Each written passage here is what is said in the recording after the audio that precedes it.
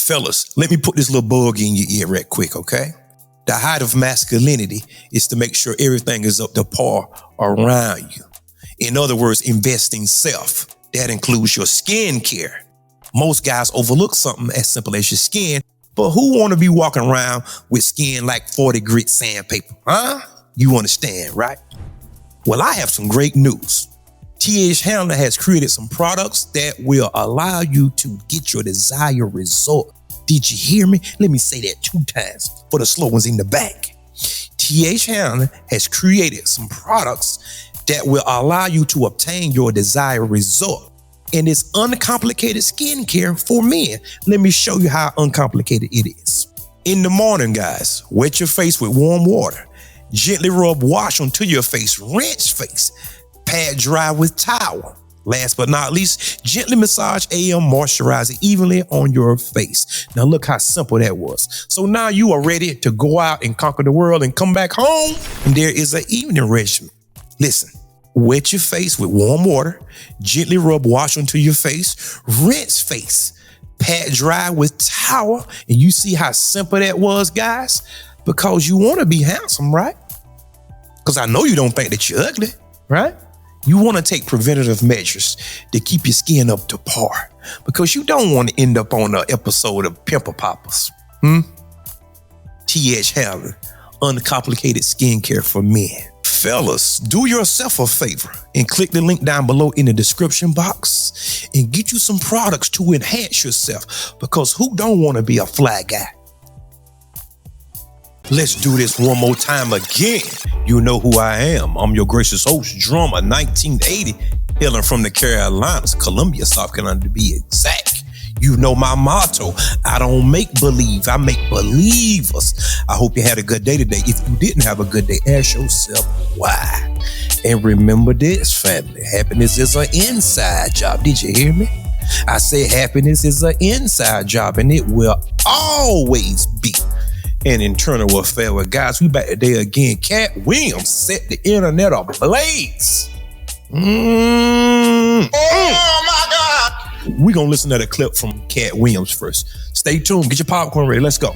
My goal was to get this far in Hollywood and still have a virgin asshole. And never has sucked a penis. That was my only goal. I didn't want to get with a white woman because I was scared she might have me running down the street like Jonathan Majors. Come on, Katt. Not because I didn't like white women. I think white women are as great as any other women. But I'm not going to act like I'm not scared of them. I have a reason to be scared. You could be Kang the Conqueror and they could take your rabbit ass down in 2 weekends. And that's the truth of the matter. So I stayed away from that. Now, I've had to turn down $50 million 4 times. Wow. 4 times just to protect my integrity and that virgin hole I was telling you about. Right. Because P. Diddy be wanting to party. And you gotta tell him no. You got to tell him no. I did. See, I got the receipts for everything I'm telling you. That's why I can say them so freely. Guys, tell me what y'all think. Now, here comes somebody else coming telling you the exact things that's happening in Hollywood, which I have been beating this drum for quite some time. But everybody want to make it seem like, oh, that's not true. It is true. Everybody know this. Everybody knows this. You're going to have to do something in order to be up in that Mile High Club. You just not going to just razzle and dazzle your way to the top. It don't work like that. It do not work like that. And y'all going to hate me for saying it. That's why I don't view this as success. I don't view that as success. No way near it. Success is keeping your integrity. See, family, what it is greed.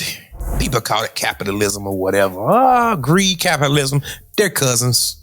They brothers then. Close, they real close, they related, all right? People would do anything for $1. Anything. I told you they would sell their soul for their butthole. I told you that a couple weeks ago. And now, voila, look at here. Now, I'm going to call your attention to the screen. I want you to just look at something real quick, all right? Watch this.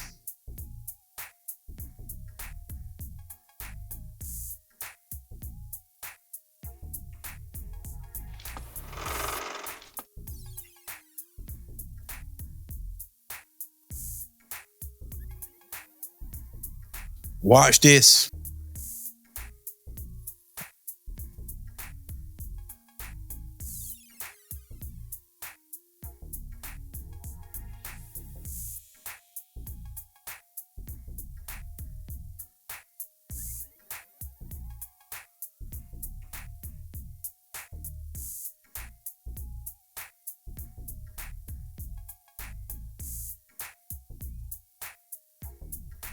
These big burly Negroes with wigs and dresses on. Tyler Perry, Ricky Smiley, Shaq.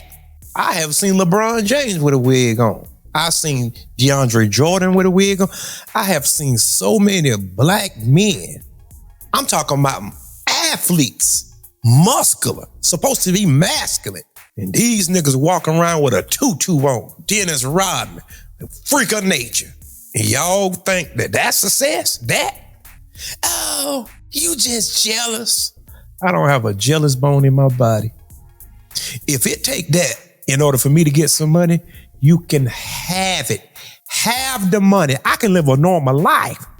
See, I'm not fascinated with a Rolls Royce. The only thing that I can afford is a Cadillac Escalade or either a S580 Mercedes. You understand? A 7 Series BMW. Something like that. That's the highest I can go? Okay, that's fine. Can't live in $1 million house. The only thing that I can afford is a $400,000 house. That's it. Okay, fine. That's fine. Can't go on vacation 4 or 5 times a year. I can just go twice. Well, okay, that's fine. Guys, would you sell your soul for riches? Because the Bible clearly speaks about this. What will a man give in exchange for his soul? Fame, money, riches. That's what he will give. Hollywood is nothing short of Rome, of ancient Greece. Hollywood is ran by Caligula himself. If you don't know who Caligula is, you need to go look him up. Degenerate to the highest power, to the umpteenth degree. That's what Hollywood is. In order to get to the top, you're going to have to do some things. The Bible said like this: you wrestle not against flesh and blood, but rulers of darkness and principalities in high places. And where is everybody trying to get? To the high place. That's why when somebody said, I'm going to go to Washington and change Washington. No, you're not. No, you're not. You're not going to change Washington, because if you understand something, the devil have children too. God almighty no. Oh my God. Did you hear me? The devil have children too. So if God have children and the devil have children, I wonder how could you distinguish the two? Make you say, I wonder how can you differentiate God's children from the devil's children? And if you don't believe in God or the devil, this is not for you. You can turn it off now. Consider yourself dismissed, all right? But how can you know the difference between God's children and the devil's children? You will know a tree by the fruits that it bears. Let me say that again for the slow ones. You will know a tree by its fruits. Let me give you an example. Steve Harvey tells you to think like a man and act like a woman. Impossible. Who told him that? Where did he get that message from? The Bible says, so as a man thinketh, so is he. So where did he get that from? Whenever you got a man walking around up in a dress, acting like a woman, where are they getting this from? A man should not put on nothing pertaining to a woman, and a woman should not put on nothing pertaining to her. Where is they getting this from? And this book was written a long time ago, long years ago. And y'all Negro, the white man wrote the book. The white man wrote 2 + 2. And what's your point? If you know anything about the Bible is a history book, a book of prophecies, a book of laws and statutes, things that you should go by. The Bible talks about black people throughout the Bible. If you can read, the Bible talks about braiding hair. Who braided hair? Moses' sister Miriam was upset that he married an Ethiopian woman. Now don't get this twisted. This is where a lot of theologians get it wrong. People did not identify by race in the Bible. People identify by ethnicity in the Bible. There is a difference. See, and whenever that you can decode it, it's very simple. Moses was a black man, if you understand. His sister Miriam was a black woman. The Ethiopian woman was a black woman. The Bible says God wasn't pleased with Miriam, so he hit her with leprosy. That's what the Bible says. The Bible says she was white as snow. So if she was white as snow, logic tell you that she had to be dark. You see how easy that was? Let me give you another example. Moses needed a sign. God told him to put your hand in your cloak. He put his hand in his cloak and brought it back out. It was white as snow.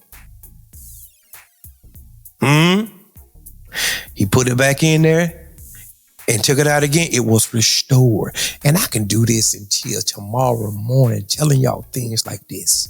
This is not the only thing. And this is not a knock against anybody, but the truth is the truth. So I just debunked most of y'all, the white man wrote the book. Please. Joseph, remember Joseph? Joseph worked his way up in Egypt. And there was a drought, a famine. His brothers thought he was dead. They went to Egypt to look for some food for their people, not knowing Joseph was there. So they went to the Egyptians. It's in the Bible. It's in there. They was talking to Joseph. Didn't even know it.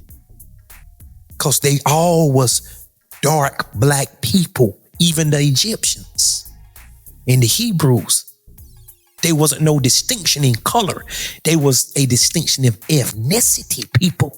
See, the catch is whenever certain people teach it, you going to get the watered down version, because that way it don't offend anybody. But it's not about offending anybody. It's about telling the truth. The Bible said the truth will set you free. I said all that to say this. Don't tell me about no white man book. Don't tell me about that. If you don't believe it and you don't want to practice it, just say that and leave it alone. Because I can respect that. If you a Buddhist, fine. If you were atheist, fine. If you were Seventh-day Adventist, do your thing. If you a Scientologist, do your thing. Agnostic, do your thing. I don't have no problem with it. I just wanted to give y'all a little bit of teaching, because some people will declare, oh, the Bible is a white man. No, it's not. No, it's not. You just haven't been taught properly. That's all it is. Okay? Now, let's get over to Steve Harvey. I want y'all to see a few things, okay? So what's up with you and Steve, man? I ain't nothing with me. Well, Steve stole my material on his show, so I had a beef on that. On what show? When he was on the bullshit talk show he had, and he did all my Halloween material one Halloween. I'm watching somebody called me and said, man, homeboy doing your material. So he did my whole Halloween run. And I know he didn't think of it. And this is true stuff that really happened to me. And so my thing is, you don't have to do that, homeboy. Halloween was a trip. Halloween, we couldn't afford no Halloween costumes. Hey, kids, please. Mama sent us down to the liquor store, put boxes on us. We didn't know what we were. I don't know what we are. I don't know. She didn't tell her. I think we UPS, I guess. I don't know. You've heard me say that every Halloween I had the same outfit on. Every year. I just had a brown box. No, it wasn't nothing sad. I asked my father, could I have a new outfit? And he said, no, just wear the same one. And it was just a brown box. And he just told me to tell everybody I was a UPS man. What do y'all guys think so far? Was it close? Was it similar? Was it the same? Or it's in another stratosphere? It's in another universe? What do y'all guys think? It sounds like the same joke to me. Boy, it's a dirty game out here, isn't it? It's a dirty game. As a matter of fact, I found the old clip of Corey Holcomb. Corey Holcomb went in on Steve Harvey. Now, guys, brace yourself, because there is a lot of profanity. But I want you to hear what he has to say, all right? Listen to this. You ain't got no motherfuckers who fuck with you because you a man. Motherfuckers fuck with you because of paper. Everybody around you fuck with you because of paper. I will say Steve Harvey had a terrible attitude when I met him. I mean, it wasn't like fucked up nigga. You know, it wasn't like, hey, thanks for coming down and speaking to the kids. Wow, even at that it was just kind of like, okay, you did your thing, leave. I know this nigga a little bit. You know, he is somewhat arrogant, but it's not arrogance, it's actually or he's an ass insecurity. Whatever. And some people who insecure act like they arrogant, but really, motherfucker, I saw you on Def Comedy Jam with the hole in the back of your head, nigga. You had the hole in the back of your head. All this hair was gone. Then all of a sudden, I got a hole in my head. You need another, like you need a hole in your head. Fuck you, Harvey. But I will say, look, Steve Harvey is not perfect. Nobody is perfect. He say the nigga had Jim Brown ain't skin perfect. yarmulke. A skin yarmulke? D just said that? D be coming in with the killers, dog. D got that. But I see that on people and I say, oh, look, you got it. Oh, no. A skin yarmulke. It looks like one from far away, and then you get it close, and it's their skin. It's just... No, this is a hoe ass nigga. Right. Any motherfucker who been around Steve Harvey, ask him, is he a hoe ass nigga? One day I did this radio interview last year, and that motherfucker said something. He was, it was a Steve Harvey morning show. And so I didn't know he was on the radio because he didn't say shit. Then, we did the interview. I did it with some lady. And then after that, he was like, he didn't speak to me. And I was like, I didn't know. Is that Steve Harvey? I didn't know he was on there. Yeah, that's some asshole shit. And then they cut it off because I was finna get him.